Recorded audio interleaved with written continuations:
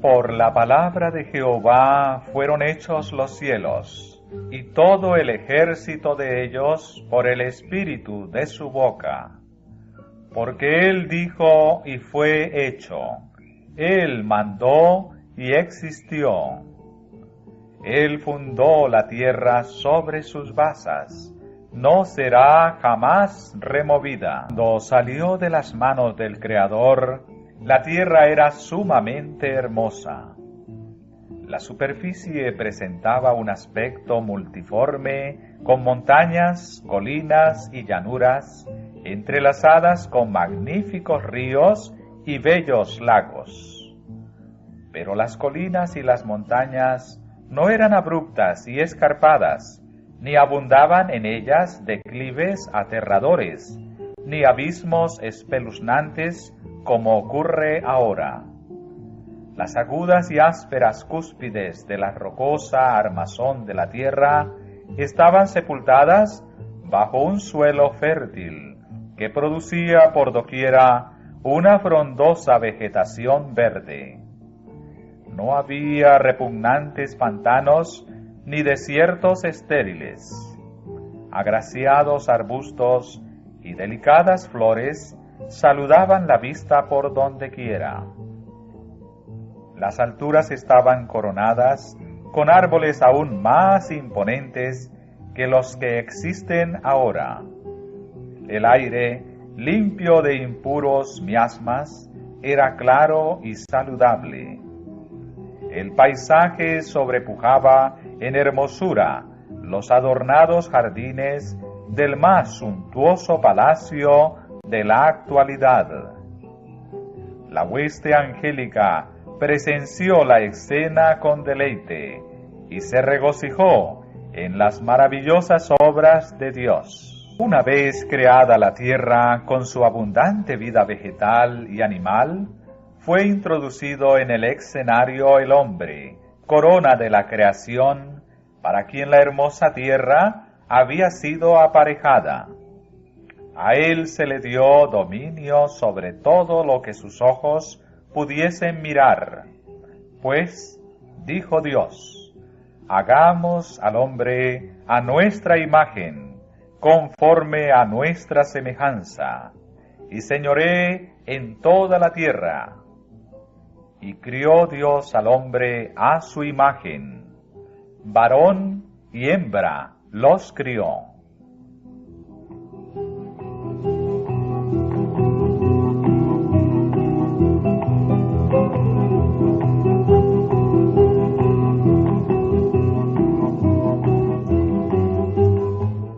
Aquí se expone con claridad el origen de la raza humana, y el relato divino está tan claramente narrado que no da lugar a conclusiones erróneas.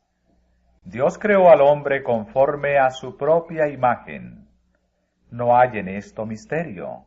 No existe fundamento alguno para la suposición de que el hombre llegó a existir mediante un lento proceso evolutivo de las formas bajas de la vida animal o vegetal. Tales enseñanzas rebajan la obra sublime del Creador al nivel de las mezquinas y terrenales concepciones humanas.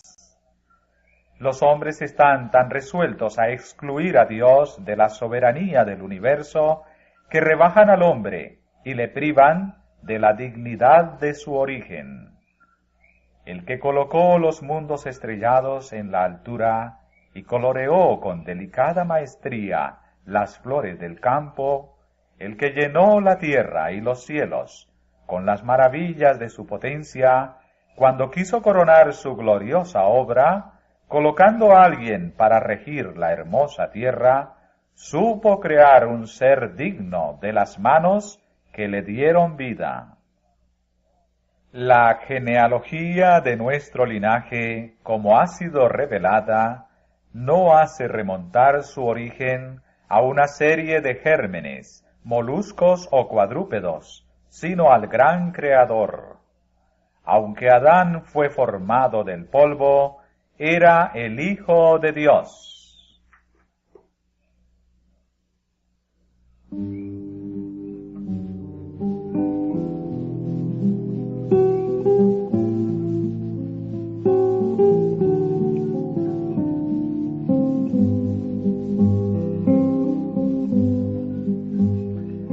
Adán fue colocado como representante de Dios sobre los órdenes de los seres inferiores.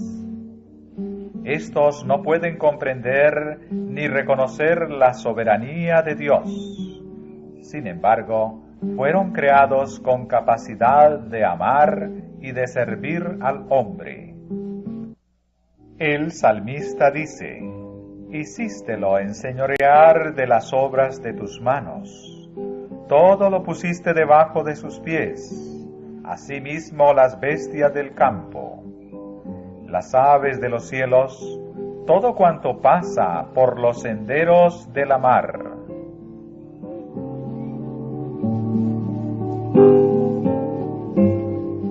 El hombre había de llevar la imagen de Dios, tanto en la semejanza exterior como en el carácter. Solo Cristo es la misma imagen del Padre, pero el hombre fue creado a semejanza de Dios. Su naturaleza estaba en armonía con la voluntad de Dios. Su mente era capaz de comprender las cosas divinas. Sus afectos eran puros, sus apetitos y pasiones estaban bajo el dominio de la razón. Era santo y se sentía feliz de llevar la imagen de Dios y de mantenerse en perfecta obediencia a la voluntad del Padre.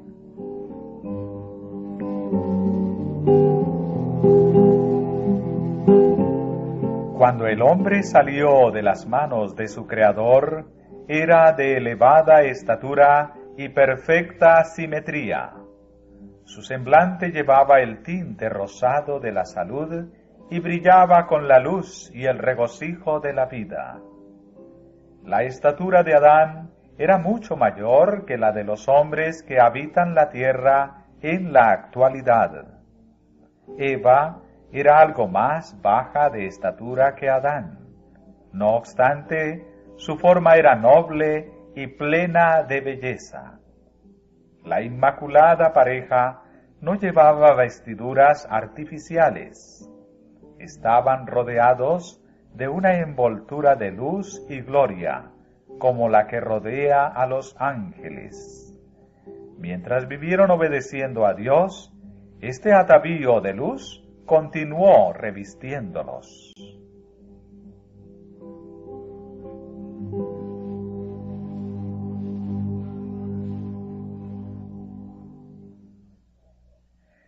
Después de la creación de Adán, toda criatura viviente fue traída ante su presencia para recibir un nombre. Vio que a cada uno se le había dado una compañera, pero entre todos ellos no había ayuda idónea para él. Entre todas las criaturas que Dios había creado en la tierra, no había ninguna igual al hombre. Y dijo Jehová a Dios: «No es bueno que el hombre esté solo. Haréle ayuda idónea para él». El hombre no fue creado para que viviese en la soledad. Había de tener una naturaleza sociable. Sin compañía, las bellas escenas y las encantadoras ocupaciones del Edén no hubiesen podido proporcionarle perfecta felicidad.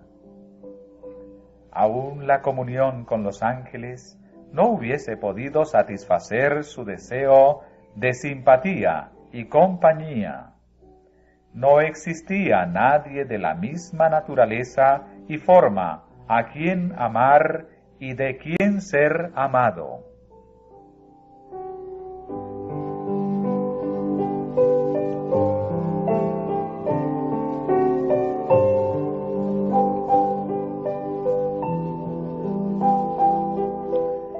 Dios mismo dio a Adán una compañera. Le proveyó de una ayuda idónea para él, alguien que realmente le correspondía, una persona digna y apropiada para ser su compañera y que podría ser una sola cosa con él en amor y simpatía. Eva fue creada de una costilla tomada del costado de Adán. Este hecho significa que ella no debía dominarle como cabeza, ni tampoco debía ser humillada y hollada bajo sus plantas como un ser inferior, sino que más bien debía estar a su lado como su igual, para ser amada y protegida por él. Siendo parte del hombre, hueso de sus huesos y carne de su carne, era ella su segundo yo, y quedaba en evidencia la unión íntima y afectuosa que debía existir en esta relación, porque ninguno aborreció jamás a su propia carne, antes la sustenta y regala. Por tanto, dejará el hombre a su padre y a su madre, y allegarse a su mujer, y serán una sola carne.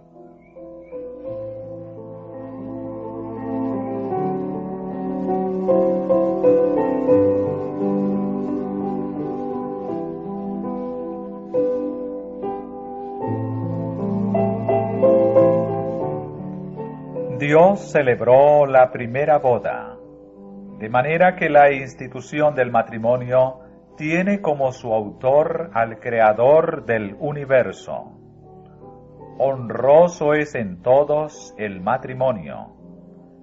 Fue una de las primeras dádivas de Dios al hombre y es una de las dos instituciones que, después de la caída, llevó a Adán consigo al salir del paraíso. Cuando se reconocen y obedecen los principios divinos en esta materia, el matrimonio es una bendición. Salvaguarda la felicidad y la pureza de la raza. Satisface las necesidades sociales del hombre y eleva su naturaleza física, intelectual y moral.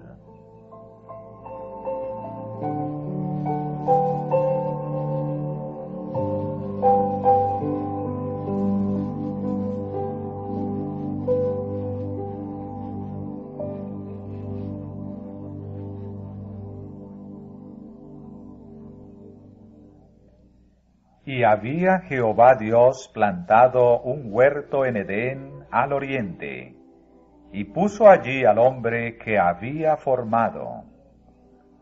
Todo lo que hizo Dios tenía la perfección de la belleza, y nada que contribuyese a la felicidad de la santa pareja parecía faltar. Sin embargo, el Creador les dio todavía otra prueba de su amor, preparándoles especialmente un huerto para que fuese su morada. En este huerto había árboles de toda variedad, muchos de ellos cargados de fragantes y deliciosas frutas. Había hermosas plantas trepadoras, como vides, que presentaban un aspecto agradable y hermoso, con sus ramas inclinadas bajo el peso de tentadora fruta de los más ricos y variados matices. El trabajo de Adán y Eva debía consistir en formar cenadores o albergues con las ramas de las vides, haciendo así su propia morada con árboles vivos cubiertos de follaje y frutos. Había en profusión y prodigalidad fragantes flores de todo matiz.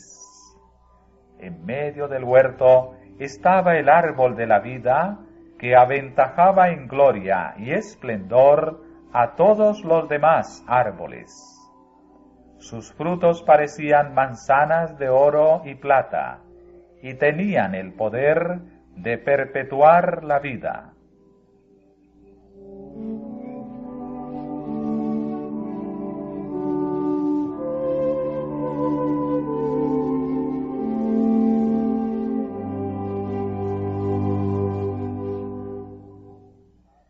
La creación estaba ahora completa, y fueron acabados los cielos y la tierra, y todo su ornamento. Y vio Dios todo lo que había hecho, y he aquí que era bueno en gran manera. El Edén florecía en la tierra. Adán y Eva tenían libre acceso al árbol de la vida. Ninguna mácula de pecado o sombra de muerte desfiguraba la hermosa creación. Las estrellas todas del alba alababan, y se regocijaban todos los hijos de Dios.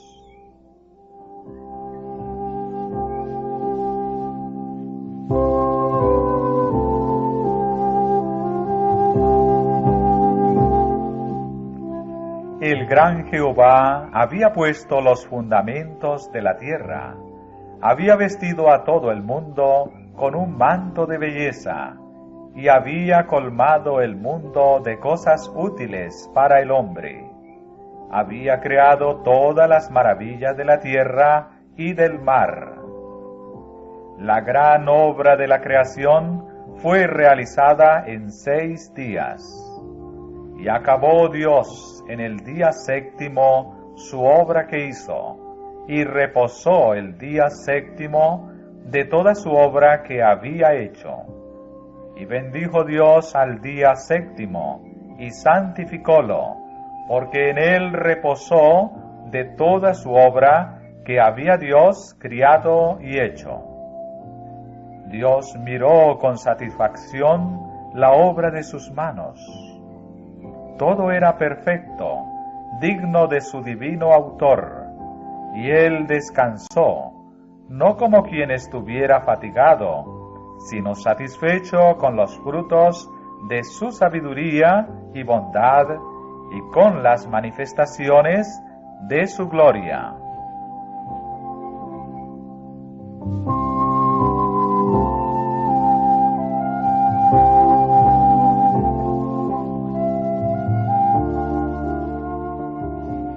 Después de descansar el séptimo día, Dios lo santificó, es decir, lo escogió y apartó como día de descanso para el hombre. Siguiendo el ejemplo del Creador, el hombre había de reposar durante este sagrado día, para que, mientras contemplara los cielos y la tierra, pudiese reflexionar sobre la grandiosa obra de la creación de Dios, y para que, mientras mirara las evidencias de la sabiduría y bondad de Dios, su corazón se llenase de amor y reverencia hacia su Creador.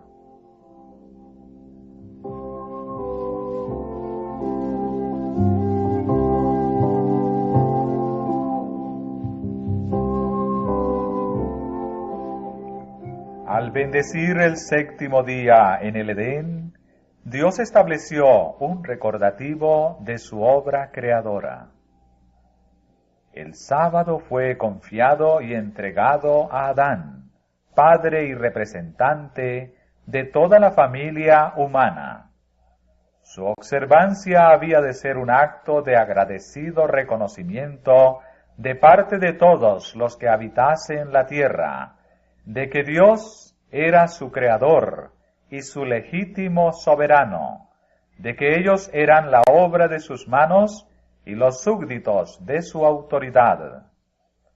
De esa manera, la institución del sábado era enteramente conmemorativa y fue dada para toda la humanidad. No había nada en ella que fuese oscuro o que limitase su observancia a un solo pueblo.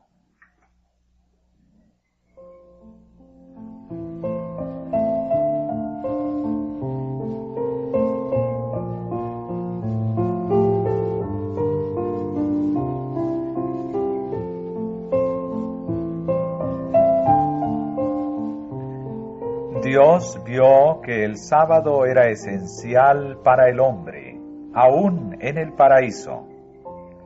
Necesitaba dejar a un lado sus propios intereses y actividades durante un día de cada 7 para poder contemplar más de lleno las obras de Dios y meditar en su poder y bondad. Necesitaba el sábado para que le recordase más vivamente la existencia de Dios y para que despertase su gratitud hacia Él, pues todo lo que disfrutaba y poseía procedía de la mano benéfica del Creador.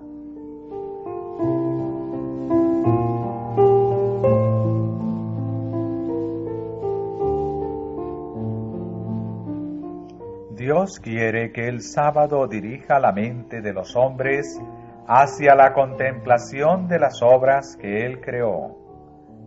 La naturaleza habla a sus sentidos, declarándoles que hay un Dios viviente, creador y supremo soberano del universo. Los cielos cuentan la gloria de Dios, y la expansión denuncia la obra de sus manos. El un día emite palabra al otro día, y la una noche a la otra noche declara sabiduría. La belleza que cubre la tierra es una demostración del amor de Dios. La podemos contemplar en las colinas eternas, en los corpulentos árboles, en los capullos que se abren y en las delicadas flores. Todas estas cosas nos hablan de Dios. El sábado, señalando siempre hacia el que lo creó todo, manda a los hombres que abran el gran libro de la naturaleza y escudriñen allí la sabiduría, el poder y el amor del Creador.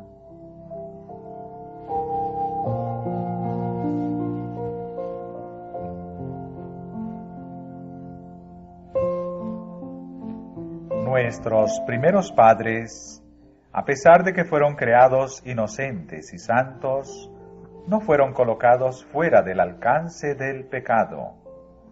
Dios les hizo entes morales libres, capaces de apreciar y comprender la sabiduría y benevolencia de su carácter y la justicia de sus exigencias, y les dejó plena libertad para prestarle o negarle obediencia.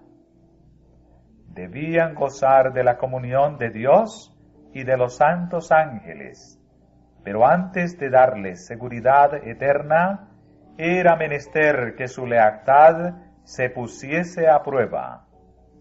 En el mismo principio de la existencia del hombre, se le puso freno al egoísmo, la pasión fatal que motivó la caída de Satanás. El árbol del conocimiento, que estaba cerca del árbol de la vida, en el centro del huerto, había de probar la obediencia, la fe y el amor de nuestros primeros padres. Aunque se les permitía comer libremente del fruto de todo otro árbol del huerto, se les prohibía comer de éste, so pena de muerte. También iban a estar expuestos a las tentaciones de Satanás. Pero si soportaban con éxito la prueba, serían colocados finalmente fuera del alcance de su poder, para gozar del perpetuo favor de Dios.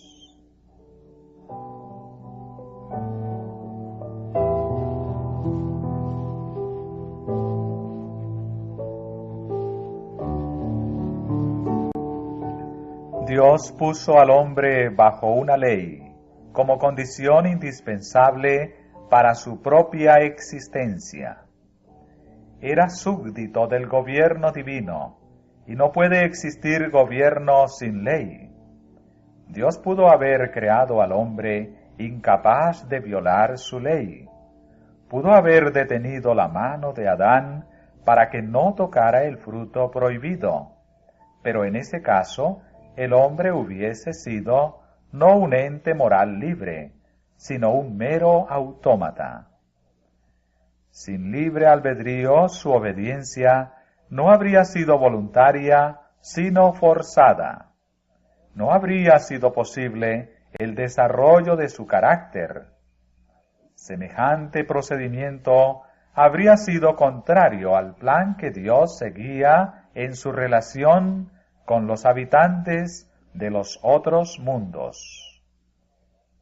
Hubiese sido indigno del hombre como ser inteligente y hubiese dado base a las acusaciones de Satanás de que el gobierno de Dios era arbitrario.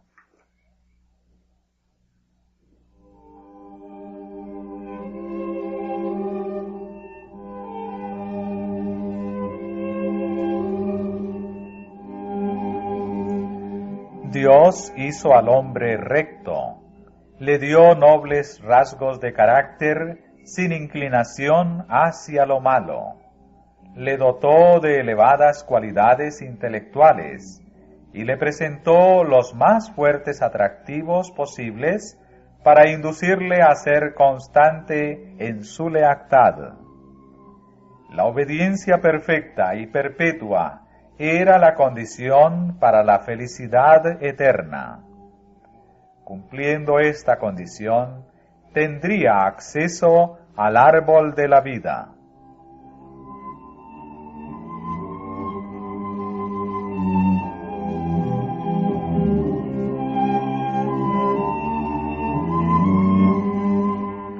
El hogar de nuestros primeros padres había de ser un modelo para cuando sus hijos saliesen a ocupar la tierra. Ese hogar embellecido por la misma mano de Dios no era un suntuoso palacio. Los hombres en su orgullo se deleitan en tener magníficos y costosos edificios y se enorgullecen de las obras de sus propias manos. Pero Dios puso a Adán en un huerto. Esta fue su morada. Los azulados cielos le servían de techo. La tierra, con sus delicadas flores y su alfombra de animado verdor, era su piso. Y las ramas frondosas de los hermosos árboles le servían de dosel. Sus paredes estaban engalanadas con los adornos más esplendorosos, que eran obra de la mano del sumo artista.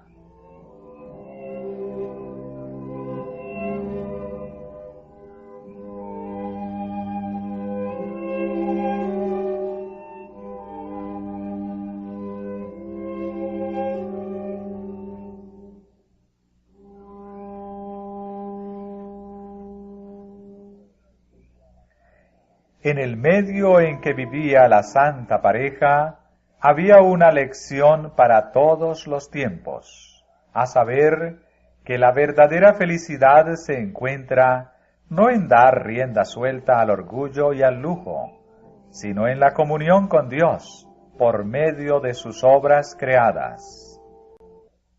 Si los hombres pusiesen menos atención en lo superficial y cultivasen más la sencillez, cumplirían con mayor plenitud los designios que tuvo Dios al crearlos. El orgullo y la ambición jamás se satisfacen, pero aquellos que realmente son inteligentes encontrarán placer verdadero y elevado en las fuentes de gozo que Dios ha puesto al alcance de todos.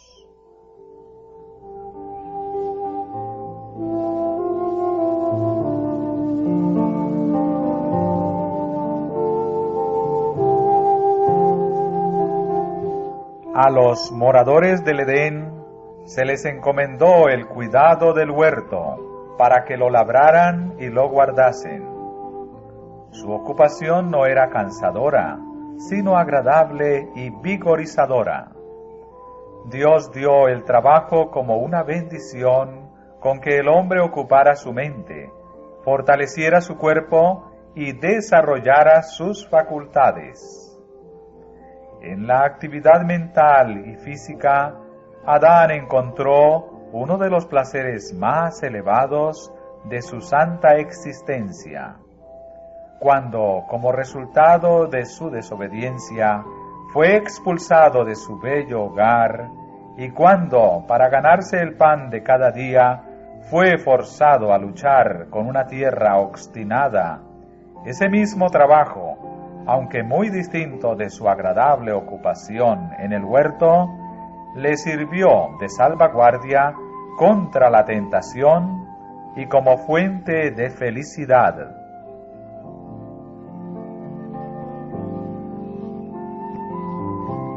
Están en gran error los que consideran el trabajo como una maldición, si bien éste lleva aparejados dolor y fatiga. A menudo los ricos miran con desdén a las clases trabajadoras, pero esto está enteramente en desacuerdo con los designios de Dios al crear al hombre. ¿Qué son las riquezas del más opulento en comparación con la herencia dada al señorial Adán? Sin embargo, éste no había de estar ocioso. Nuestro Creador, que sabe lo que constituye la felicidad del hombre, señaló a Adán su trabajo. El verdadero regocijo de la vida lo encuentran solo los hombres y las mujeres que trabajan. Los ángeles trabajan diligentemente, son ministros de Dios en favor de los hijos de los hombres. En el plan del Creador no cabía la práctica de la indolencia que estanca al hombre.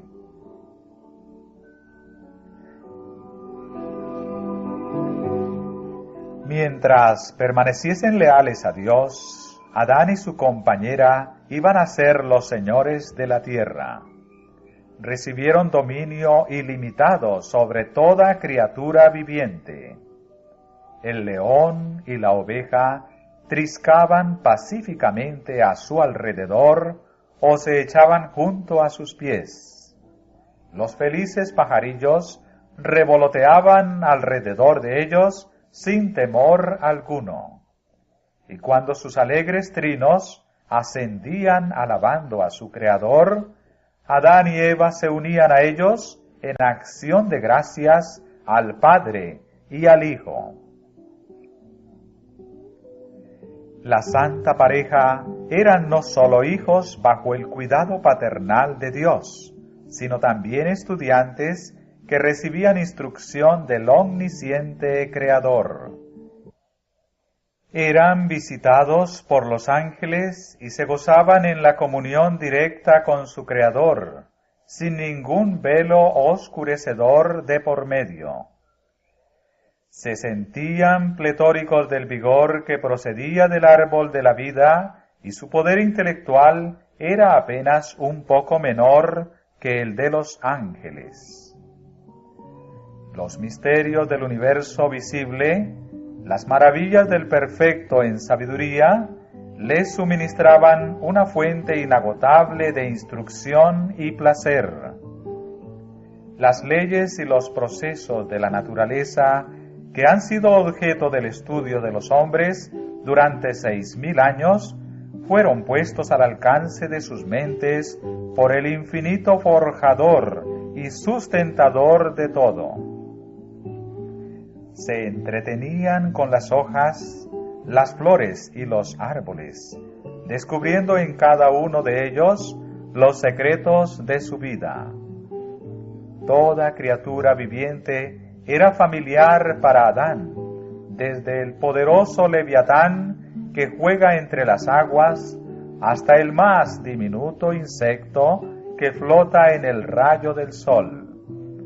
A cada uno le había dado nombre y conocía su naturaleza y sus costumbres. La gloria de Dios en los cielos, los innumerables mundos en sus ordenados movimientos, las diferencias de las nubes, los misterios de la luz y del sonido, de la noche y el día, todo estaba al alcance de la comprensión de nuestros primeros padres. El nombre de Dios estaba escrito en cada hoja del bosque, y en cada piedra de la montaña, en cada brillante estrella, en la tierra, en el aire y en los cielos. El orden y la armonía de la creación les hablaba de una sabiduría y un poder infinitos. Continuamente descubrían algo nuevo que llenaba su corazón del más profundo amor y les arrancaba nuevas expresiones de gratitud.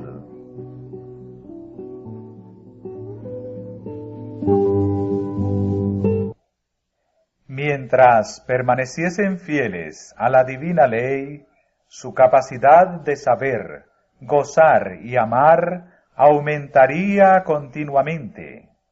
Constantemente obtendrían nuevos tesoros de sabiduría, descubriendo frescos manantiales de felicidad y obteniendo un concepto cada vez más claro del inconmensurable e infalible amor de Dios.